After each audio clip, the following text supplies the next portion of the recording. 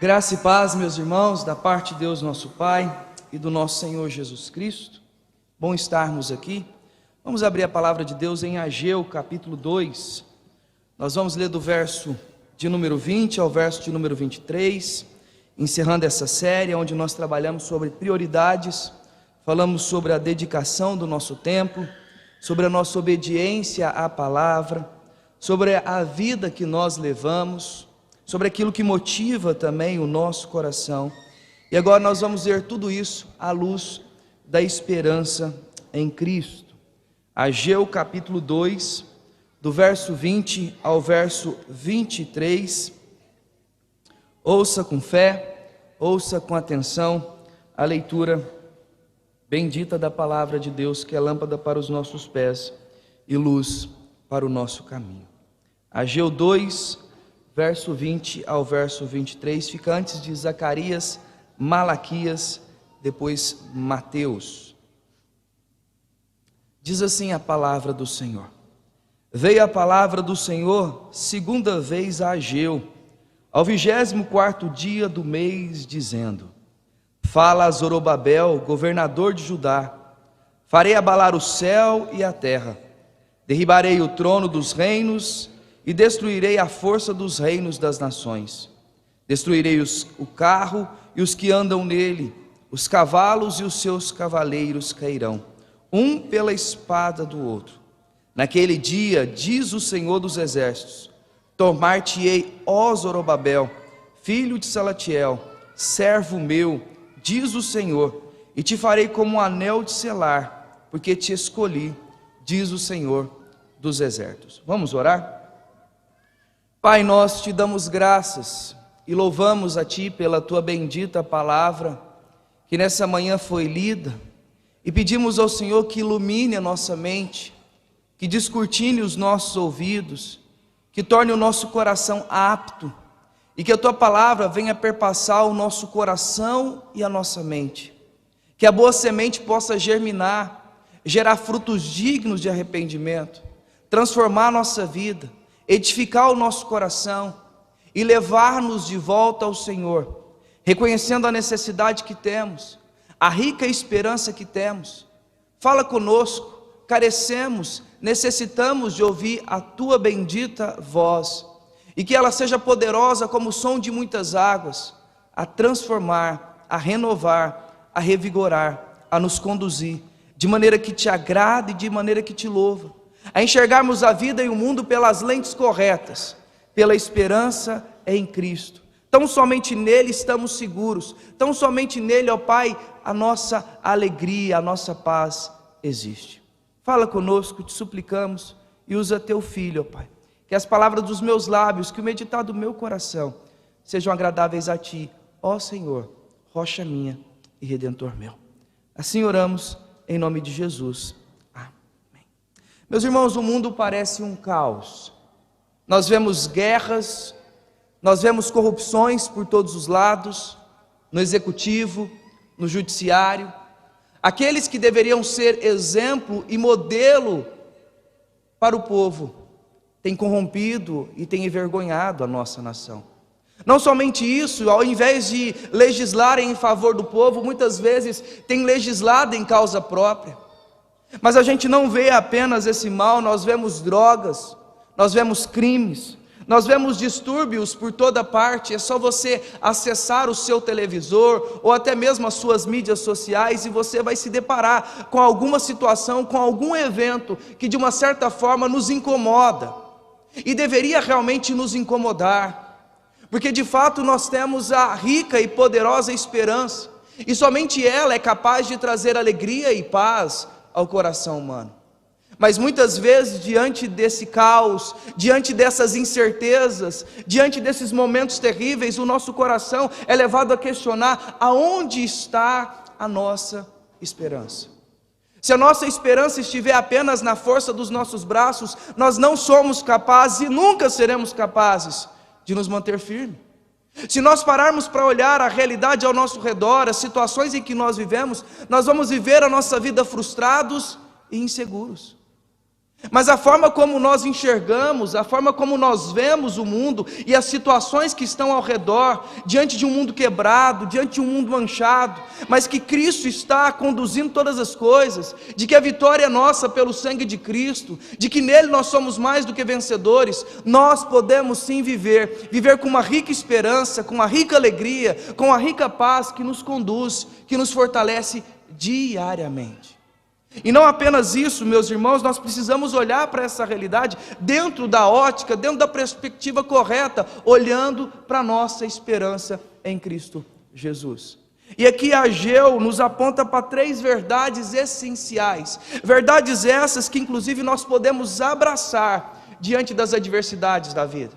Nós precisamos lembrar, meus queridos, que Judá passou 70 anos no cativeiro babilônico, vivendo sobre dura servidão, sentindo na pele as consequências da desobediência a Deus.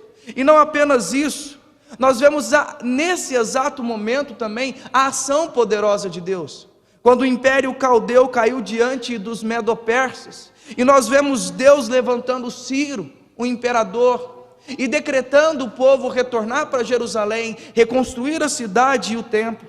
No entanto, o povo que havia passado no cativeiro, alguns que estavam vivos já estavam bem idosos.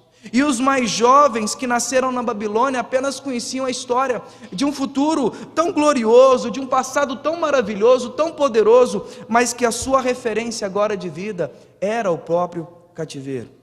Alguns judeus já haviam se estabelecido bem na Babilônia, alguns se prosperaram inclusive, e não preferiram retornar.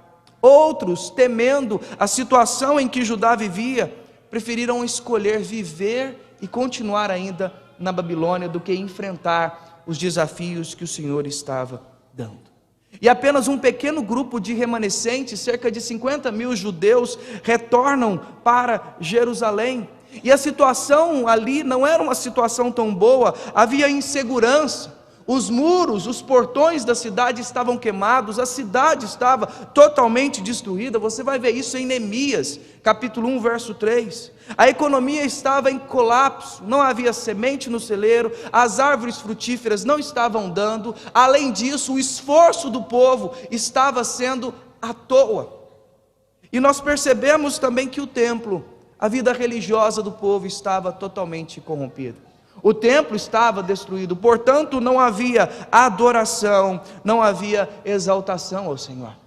Mas apesar de todo esse contexto, apesar de toda essa situação, nós vemos que Deus estava disciplinando o seu povo para atrair o seu coração, o coração do povo novamente para Ele entender que apesar das circunstâncias, apesar dos momentos, Deus estava no controle de tudo e de todos. E para piorar ainda, diante dessa situação difícil, a reconstrução do templo começou até bem, mas o povo desanimou. Não só desanimou, como também gerou perseguições e contendas, e o povo então paralisou a obra por cerca de 15 anos. Se antes o povo já estava desanimado a retornar, agora a motivação do coração não havia sequer disposição. Agora o povo está realmente sentindo o fardo pesado de uma vida de desobediência a Deus. Agora o povo realmente precisava entender que apesar de tudo, eles podiam semear, o texto vai dizer em Ageu capítulo 1, verso de número 6, eles semeavam muito, recolhiam pouco, comiam, mas não fartavam, bebiam, mas não saciavam, vestiam, mas ninguém se aquecia, porque aquilo que tinha era como se entrasse num bolso furado. Era como se não houvesse muita esperança.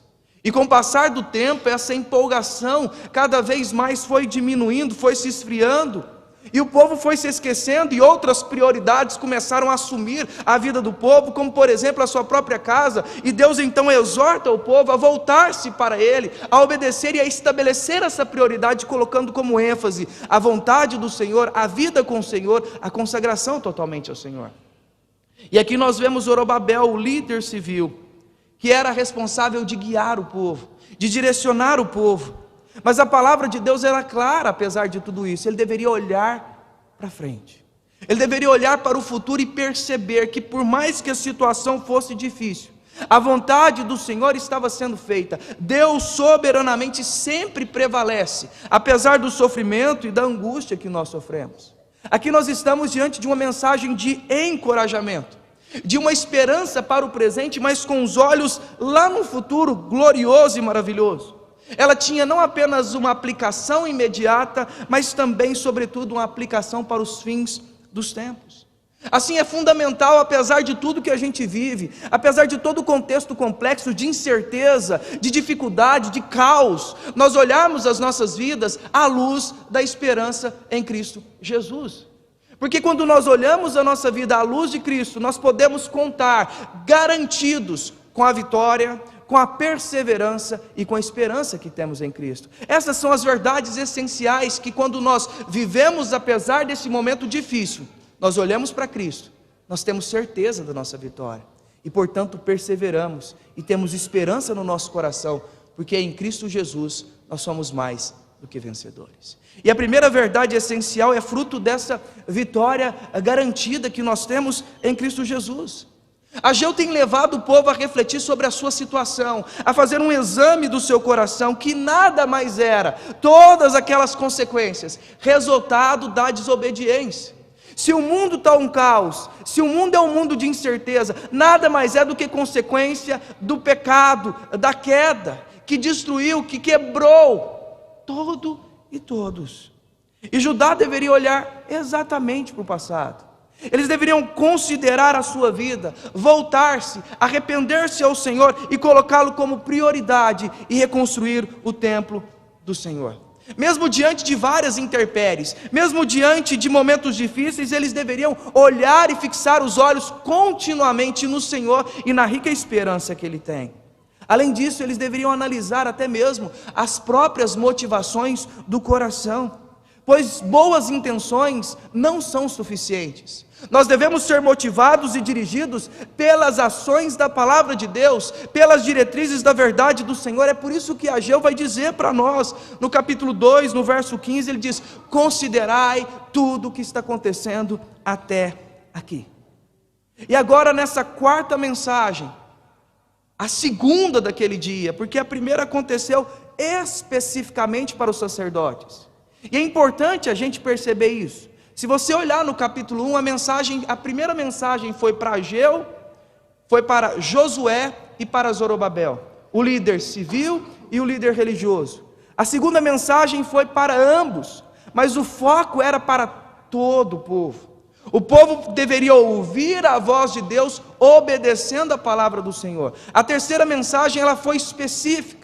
Ela foi para a liderança religiosa, para os sacerdotes, que não estavam tendo uma vida santa, uma vida correta, e o Senhor os exortou, como elementos de exemplo, de postura, a servir e a viver de maneira santa. E agora a mensagem é específica para o líder civil. A palavra de Deus no verso 20 vai dizer: veio a palavra do Senhor segunda vez a Ageu, ao 24º dia do mês.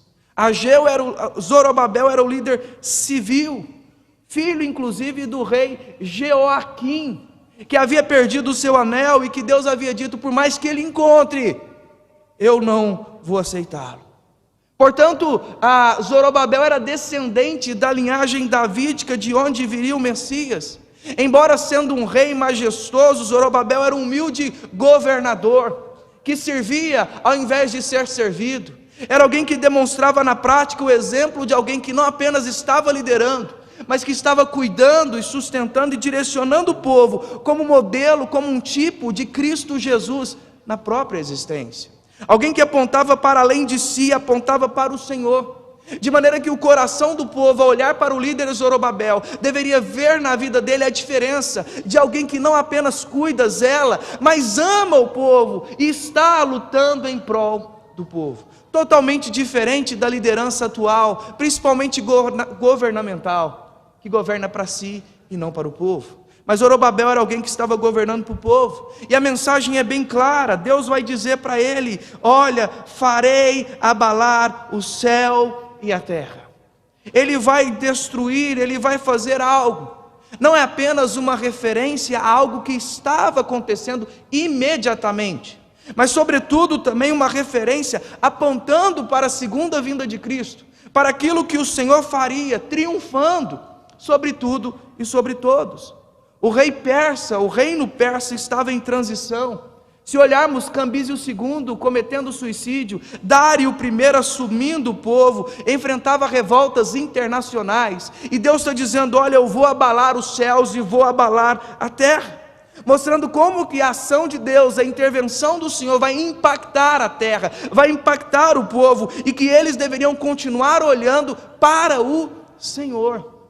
Apesar das adversidades, apesar das lutas, eles tinham que olhar para o Senhor. Então não era apenas uma aplicação naquele contexto imediato, mas também uma aplicação para a ação de Deus. Como que Deus ao longo da história conduz a ação redentiva dele, e o povo que faz parte dessa ação é guardado, é protegido. Ele é quem levanta reis, ele é quem abate reis, ele é quem governa, ele é quem instrui, ele é quem faz sobre tudo e sobre todos.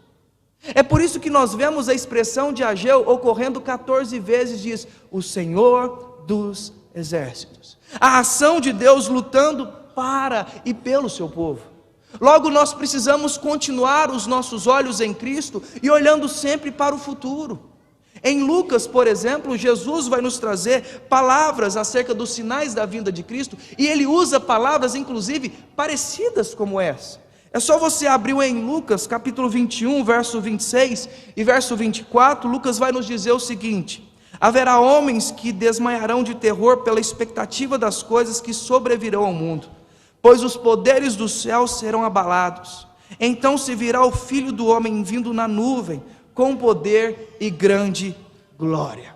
Meus irmãos, Deus é fiel à sua aliança, Deus é fiel à sua promessa. Portanto, nós precisamos confiar e descansar na vitória de Cristo Jesus. Ele está cuidando, Ele está sustentando, Ele está dirigindo todas as coisas. Aconteça o que acontecer, nós não somos arrancados, arrebatados das mãos de Cristo Jesus. Nem a morte, nem a vida, nem os anjos, nem os principados, nem as coisas do porvir, nem qualquer outra criatura pode nos separar do amor de Cristo Jesus. Então as incertezas e o mundo em colapso não deve nos abalar, mas deve fazer nós olharmos firmes para a vitória garantida que nós temos em Cristo Jesus. Deve fazer com que os nossos olhos estejam fixos tão somente nele. Assim foi Deus em Cristo, assim foi a ação dele, assim ele fez com José no Egito, assim ele fez com o povo no deserto, assim ele faz com Josué rumo a Canaã, e assim ele faz também com Zorobabel e todo o povo dele, conduzindo e sustentando. A vitória nossa está garantida. Mas Jesus não deixou nós isentos das dificuldades, porque ele diz: no mundo tereis aflições, mas tem de bom ânimo, eu venci o mundo. A vitória nossa está garantida, não naquilo que vemos, mas na certeza da obra de Cristo Jesus em nosso favor. Essa é a primeira verdade essencial, fruto de uma vitória garantida. A segunda verdade essencial é também fruto de uma perseverança garantida, pois quem persevera por nós é o próprio Senhor. Se nós formos olhar para as nossas atitudes e para o nosso comportamento, nós somos frutos da graça e da misericórdia, do amor de Deus, atraindo o nosso coração e levando constantemente a Ele. Assim como o povo de Judá precisava ser incentivado para reconstruir o templo, Zorobabel também necessitava da direção divina para liderar o povo. É por isso que a mensagem é específica para o líder civil, específica para o governador, dizendo: olha, não se preocupe com as adversidades presentes, olha o que eu vou fazer diante desse contexto. O que Zorobabel precisava fazer ou confiar era de que Deus era fiel, sobretudo a ele mesmo. Então ele proclama essa profecia apontando para o futuro e dizendo: olha, eu vou destruir os reinos ímpios. Olha o verso 22 que diz: derrubarei o trono dos reinos e destruirei a força dos reinos das nações, destruirei o carro e os que andam nele, os cavalos e os seus cavaleiros cairão um pela espada do outro. Meus irmãos, Judá com apenas 50.000 pessoas, um povo pequeno, acovardado diante de um império a perder de vista. Não seria nada corajoso quando somos a minoria. Nós não teríamos também a mesma força que o povo. Não venhamos a dizer que, olha, que povo fraco, que povo que se esquece fácil das ações de Deus. Não, nós também. Mas quando a ação vem de Deus, até mesmo um homem pequeno de baixa estatura é capaz de derrotar um grande gigante, porque é Deus quem faz, é Ele quem conduz. Então nós precisamos reafirmar e confiar nessa ação de Deus, na promessa de Deus, apesar da fraqueza que nós vivemos. Apesar da fraqueza do povo, eles deveriam confiar. O povo é desafiado, meus queridos, constantemente a descansar, por mais que ao redor, ao lado, diante das situações e diante dos momentos, parece tudo difícil, porque o Senhor havia dito para o povo, está lá no capítulo 2, verso 4, Ele diz: olha, sê forte, diz o Senhor, e trabalhai. Meus irmãos, não é nada fácil continuarmos trabalhando, continuarmos empenhados na obra de Deus, na vontade de Deus, quando tudo está difícil. Não é fácil, é difícil, mas se os nossos olhos estiverem diante do Senhor, nós somos capazes, pela ação dEle, pelo poder dEle, em continuar. É por isso que Paulo, em 2 Coríntios capítulo 4, verso 16 a 18, ele vai dizer para nós: por isso nós não desanimamos, embora exteriormente possamos a desgastar, o nosso interior se renova de dia em dia, porque a nossa leve e momentânea tribulação produz para nós um eterno peso de glória, acima de toda comparação, não atentamos nós nas coisas que se veem, mas nas que não se veem, porque as que se veem são temporais, as que não se veem são eternas. Se os nossos olhos estiverem em Cristo, se o nosso foco for o Senhor, se as nossas lentes estiverem na ação dEle, na ação redentora, como que Ele está conduzindo o mundo para a glória e para a honra dEle, nós continuamos a perseverar. Porque inclusive o próprio Deus havia afirmado para o povo no verso 4: porque eu sou convosco, diz o Senhor dos exércitos. A fragilidade tanto de Judá quanto também a nossa não é obstáculo em momento algum para a ação poderosa de Deus. Deus faz com que os maiores símbolos de poder humano sejam nulos diante dele, porque naquela época cavalos, carros eram símbolos máximos de força militar. Todavia Deus destrói esses símbolos, quebra eles, mostrando que nenhum poder, nenhuma força pode resistir ao seu braço poderoso. Ninguém pode resistir quando Deus quer salvar. Isso nos faz lembrar inclusive de Atos 12, quando Tiago é martirizado, o apóstolo, Pedro é preso e Herodes Agripa I coloca Pedro acorrentado sobre 16 soldados. Ele havia fugido em Atos capítulo 5 por uma ação poderosa de Deus, e agora no capítulo 12, talvez sabendo sobre isso, o imperador prende ele como alguém de grande periculosidade, mas nada impede quando Deus quer agir, Ele manda um anjo, levanta Pedro e o salva. Tudo isso, a ação da graça de Deus, meus irmãos, e observe que esses inimigos serão altamente destruídos, um pela espada do outro. Assim como aconteceu com os midianitas em Gideão, que mataram uns aos outros, com os inimigos de Judá, destruídos pelas suas próprias mãos. É encorajador, irmãos, quando nós servimos aquele que governa tudo e todos. Nós podemos ser até a minoria, podemos ser um povo pequeno, mas nós podemos enfrentar um grande batalhão, quando Deus está sobre nós, quando a ação dEle cuida, quando Ele intervém, quando Ele age, ninguém pode resistir. Ageu está fazendo o povo a lembrar a ação de Deus na história, e dizendo: olha o que Ele fez com os deuses egípcios, olha como que Ele livrou o povo passando pelo Mar Vermelho, olha como que Deus destruiu Sodoma e Gomorra, olha como que Deus lutou pelo seu povo quando tudo parece perdido, e em momento algum o seu povo sofreu as penas, mas foi cuidado, sustentado, e Ele sempre prevaleceu. A esperança nossa, tanto nossa quanto de Zorobabel, é a mesma. A segunda vinda de Cristo, estabelecendo novos céus e nova terra, onde o pecado já não terá mais força, já não terá mais poder, e nós vamos desfrutar da eterna presença gloriosa e maravilhosa do Senhor. É isso que nos leva a perseverar, é isso que nos leva a continuar, porque os reinos desse mundo passarão, serão pó, serão nada, e o desafio atual, meus irmãos, para mim e para você hoje, é continuarmos caminhando pela fé, trabalhando firmemente na obra do Senhor, entendidos de que a nossa vida, o nosso esforço feito ao Senhor, ele não é vão. É isso que Jesus disse em Mateus 28:20, eis que estou convosco todos os dias, até a consumação dos séculos. Ele é vitorioso, Ele intervém, Ele age quando a gente pensa que tudo está perdido. Portanto, persevere, portanto, mantenha firme e saiba que Ele é quem luta as nossas batalhas. Se nós devemos ter como verdade a vitória garantida e a perseverança garantida, a terceira verdade essencial é fruto também de uma esperança garantida. E uma das verdades mais combatidas pelos incrédulos é a autoria das Escrituras. O argumento deles é que a Bíblia foi escrita apenas por homens, contudo, nós sabemos que nunca, jamais qualquer profecia foi dada por vontade humana. Entretanto, homens santos falaram da parte de Deus, movidos pelo Espírito Santo de Deus. Essa é uma verdade fundamental para nós, pois Deus é inerrante e, portanto, Ele não erra. Deus é verdadeiro e sua palavra sempre se cumpre e reflete essa própria verdade.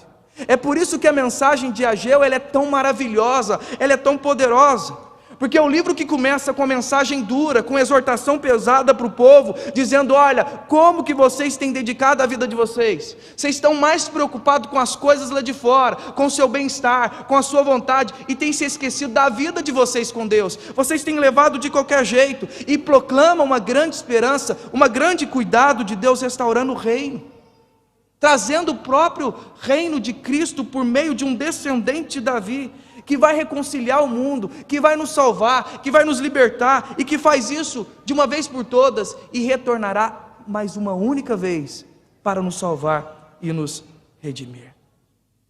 Logo, a história das Escrituras, as verdades que estão dentro de nós, é um emaranhado de histórias entrelaçadas, apontando para essa esperança rica que nós temos.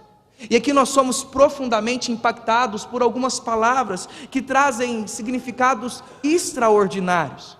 Palavras simples que talvez numa leitura pequena nós não percebemos. Primeiramente, a gente percebe que Zorobabel, tanto Zorobabel quanto também os seus descendentes, são fruto de uma escolha divina. Não é ação nossa, nunca foi sobre nós. Sempre foi, sempre será uma ação de Deus vindo ao nosso encontro, fazendo com que a gente persevere e trazendo a nós a rica esperança em Cristo Jesus. Olha o verso 23. Naquele dia, diz o Senhor dos Exércitos: tomar-te-ei, ó Zorobabel, filho de Salatiel, servo meu. Note esse verbo, tomar-te-ei. Está dizendo uma implicação bem direta, bem exata, por uma escolha especial de Deus. Aqui Zorobabel é chamado para conduzir o povo, mas apontando para algo além dele. Ele é apenas sombra, ele é apenas um sinal, porque um sinal aponta para algo além de si mesmo. E Zorobabel é alguém que está apontando para a linhagem davídica, e como tal, representa tipologicamente o próprio Messias prometido. Inclusive, quando a gente lê a genealogia de Jesus, vemos esse plano de Deus acontecendo, e Zorobabel fazendo parte dele. Se você abrir em Mateus, capítulo 1, verso 12, você vai ver isso de maneira bem clara e de maneira bem específica, em que o autor vai nos dizer assim, depois do exílio da Babilônia, Jeconias gerou Salatiel, e Salatiel a Zorobabel. Zorobabel faz parte dessa linhagem, apontava para algo além de si mesmo. Então a palavra de Deus não é um emaranhado de fatos históricos desconectados, mas uma série de histórias que formam uma grande narrativa, apontando para a história e para o decreto do plano redentor de Deus, em nos salvar, em nos amar, apesar de sermos quem nós somos. Da mesma forma, irmãos, a nossa vida não é um fato de histórias isoladas. Se nós estamos vivendo e passando pelo que passamos, nós devemos entender e enxergar que nós fazemos parte de uma grande história.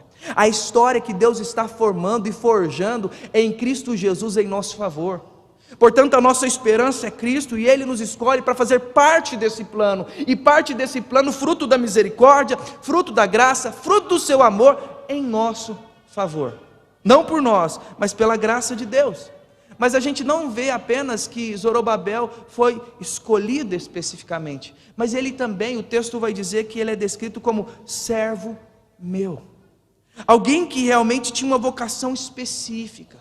E a gente vê essa expressão servo meu sendo usado para poucas pessoas, como para Daniel, para Moisés, mas sobretudo para o Senhor Jesus. Zorobabel não precisava trabalhar o quanto ele trabalhava. Ele era líder, ele era governador civil, apesar do povo não enxergar como tal. Ele era alguém que tinha que liderar e conduzir o povo, um governador, um exemplo para o próprio povo. Mas ele não apenas está vestindo a coroa, ele não apenas está ali governando, ele está colocando a mão na massa, ele está trabalhando, ele está fazendo, apontando inclusive para algo além de si, a própria humilhação do nosso Senhor Jesus Cristo, que se torna homem, que sofre, que morre, que padece, que encarna, mas que ressuscita, para que eu e você possamos ser selados com a rica esperança gloriosa da promessa de que Deus está fazendo nova todas as coisas em Cristo, de que Ele está conduzindo todas as coisas de maneira redentora, de maneira servil e selando nós com esse anel de selar. Ação inclusive do Espírito Santo, trazendo para nós a certeza da nossa própria salvação, de que em Cristo nós somos mais do que vencedores. E Ele continua dizendo: meu servo, e te farei com um anel de selar, porque te escolhi, diz o Senhor dos Exércitos. Zorobabel não era apenas um instrumento na reconstrução do templo, não era apenas um líder, um governante, mas ele apontava para o próprio Senhor. Ele apontava para o próprio Cristo, que selaria toda a história, que ratificaria, que era o clímax máximo dessa história que estava sendo construída. Mesmo oprimido, mesmo humilhado pelo tempo e pelas nações, o reino de Cristo, meus irmãos, não se abala.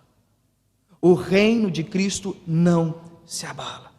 Ele vai destruir todos os poderosos, todos os reinos da terra é como nada diante dele. Inclusive esse anel de selar tinha uma função crucial. Ele era usado pelos reis para ratificar, confirmar documentos oficiais e aprovar editos e leis. Era um símbolo de autoridade, era um símbolo de poder, uma garantia que o rei cumpriria a sua promessa. E esse anel nunca poderia ser removido do seu dono. Nunca, porque ele era uma declaração visível da sua autoridade e do seu poder. Meus irmãos, nada, absolutamente nada nesse mundo arranca de nós a viva esperança em Cristo Jesus. Ele selou as nossas vidas com seu sangue na cruz e trouxe a nós o penhor da nossa esperança, o primeiro pagamento, a garantia, que é o próprio Espírito, pois Ele rompeu os grilhões da morte, Ele trouxe vitória a nós, e esse é o motivo pelo qual nós estamos aqui, salvos, justificados em Cristo, adorando e bendizendo a Ele, enquanto que o mundo, enquanto que as nações, enquanto que ao redor das nossas vidas pode estar incerto e difícil, nós estamos vivendo na presença dEle. E esse mesmo Deus que nos chama como servos, servos dele, filhas dele, nos envia com seu anel de selar a proclamarmos essa rica esperança, essa gloriosa promessa de que Ele está fazendo nova todas as coisas, apesar da dificuldade em que nós vivemos. Portanto, isso aqui é uma convocação para uma missão bem específica: expandir o seu reino, oferecermos a única esperança viva e suprema, Cristo Jesus, ao coração do homem. Essa é a tua esperança, meu querido. Essa é a nossa esperança. Cristo está refazendo tudo e todos. E isso para a sua glória e para o seu louvor. Por fim, meus irmãos, o compromisso inabalável de Deus em Cristo Jesus e as suas promessas de salvação são a base da nossa esperança. Principalmente no meio de um mundo que frequentemente parece estar um caos, uma incerteza.